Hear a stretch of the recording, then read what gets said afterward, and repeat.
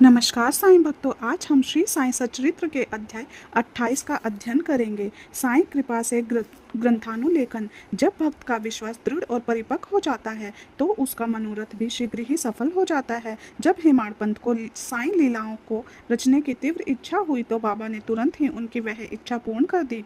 जब उन्हें स्मृति पत्र इत्यादि रखने की आज्ञा हुई तो हेमाड़ पंत में स्फूर्ति, बुद्धिमत्ता, शक्ति तथा कार्य करने की क्षमता स्वयं ही आ गई और उन्होंने साईं सच्चरित्र की रचना कर डाली।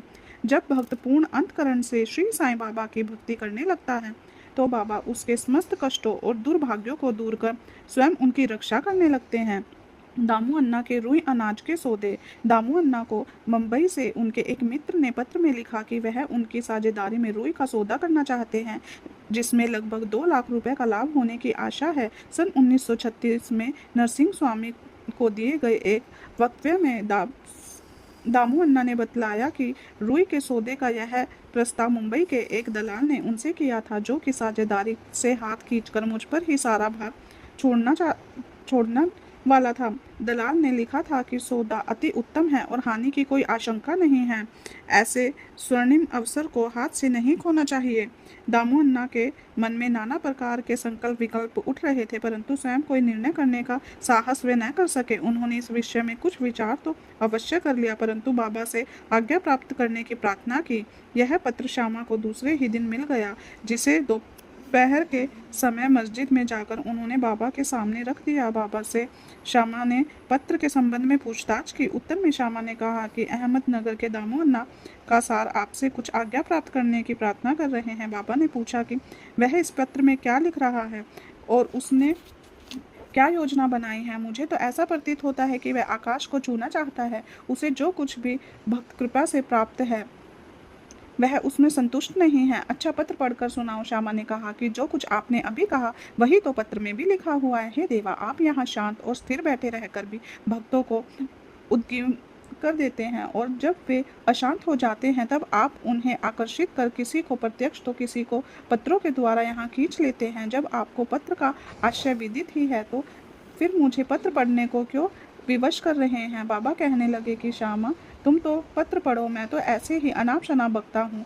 मुझ पर कौन विश्वास करता है। मुझे ऐसा प्रतीत होता है कि सेठ दामू अन्ना पागल हो गया है। उसे लिख दो कि उसके घर किसी वस्तु का अभाव नहीं है, उसे आधी रोटी में ही संतुष्ट कर लाखों के चक्कर से दूर ही रहना चाहिए।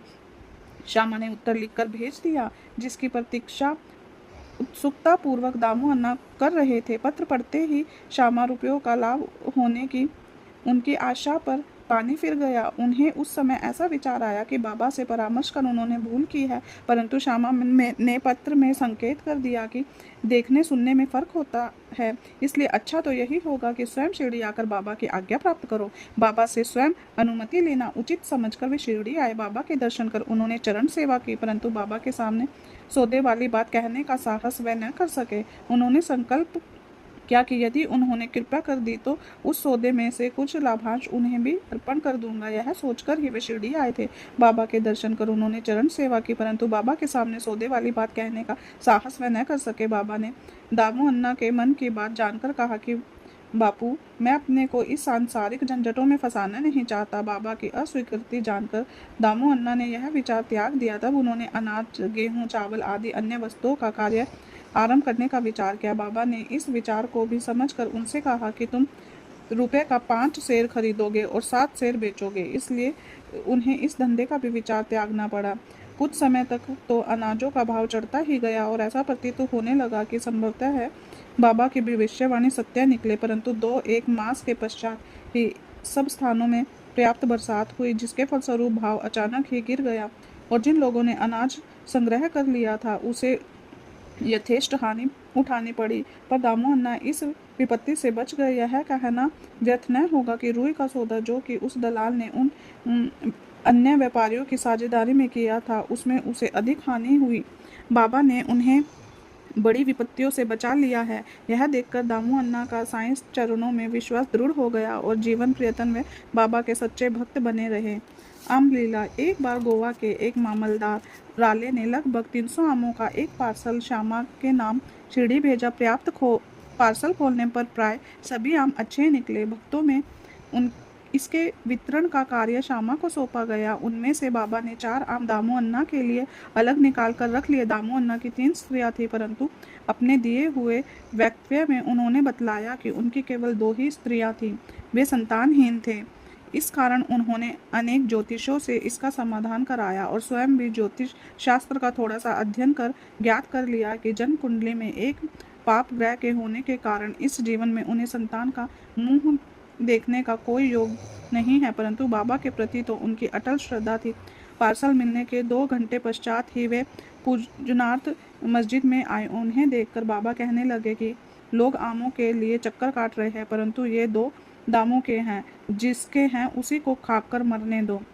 इन शब्दों को सुन दामू अन्ना के हृदय पर वज्रघात सा हुआ, परंतु महालसापति शिरडी के एक भक्त ने उन्हें समझाया कि इस मृत्यु शब्द का अर्थ अहंकार के विनाश से है और बाबा के चरणों की कृपा से तो वह आशीर्वाद स्वरूप है। जब वे आम खाने को तैयार हो गए, इस पर बाबा ने कहा कि वे तुम न खाओ, इन्हें अपनी छोटी स्त्री को खाने दो। इन आमों के प्रभाव से उसे 4 पुत्र और 4 पुत्रियां उत्पन्न होंगी। यह आज्ञा शिरोधार्य कर उन्होंने वे आम ले जाकर अपनी छोटी स्त्री को दिए। धन्य है श्री साईं बाबा की लीला, जिन्होंने भाग्य विधान पलटकर उन्हें संतान सुख दिया। बाबा की स्वेच्छा से दिए वचन सत्य हुए, ज्योतिषों ने के नहीं। बाबा के जीवन काल में उनके शब्दों ने लोगों में अधिक विश्वास और महिमा स्थापित की, परंतु महान आश्चर्य है कि उनके समाधिस्थ होने के उपरांत भी उनका प्रभाव पूर्वतः ही है। बाबा ने कहा कि मुझ पर पूर्ण विश्वास रखो, यद्यपि मैं देह त्याग भी कर दूंगा, परंतु फिर भी मेरी अस्थियां आशा और विश्वास का संचार करती रहेगी। केवल मैं ही नहीं, मेरी समाधि भी वार्तालाप करेगी, चलेगी फिरेगी और उन्हें आशा का संदेश पहुंचाती रहेगी। जो अनन्य भाव से मेरे शरणागत होंगे, निराश न होना कि मैं उनसे विदा हो जाऊंगा। तुम सदैव मेरी अस्थियों को भक्तों के कल्याणार्थ ही चिंतित पाओगे। यदि मेरा निरंतर स्मरण और मुझ पर दृढ़ विश्वास रखोगे तो तुम्हें अधिक लाभ होगा। ओम साई राम, जय साई राम। आज का अध्याय समाप्त हुआ। इस अध्याय से बाबा हमें यही बताना चाहते हैं कि अगर आप किसी सौदे में हैं, तो अगर आपको नहीं समझ आ रहा है, किसी से बात करके भी कोई नहीं निर्णय पे पहुंच पा रहे हैं, तो कृपा कर बाबा के सामने 2 चिट्ठी रखें, हाँ और ना कि मैं ये वाला व्यापार करूँ या दूसरा व्यापार करूँ। जो भी आप रखेंगे और साईं का नाम लेके उनमें से जो उठाएंगे, कृपा कर आप उस व्यापार की ओर बढ़े। साईं बाबा हमेशा आपका उद्धार, आपका कल्याण करने के ही लिए है।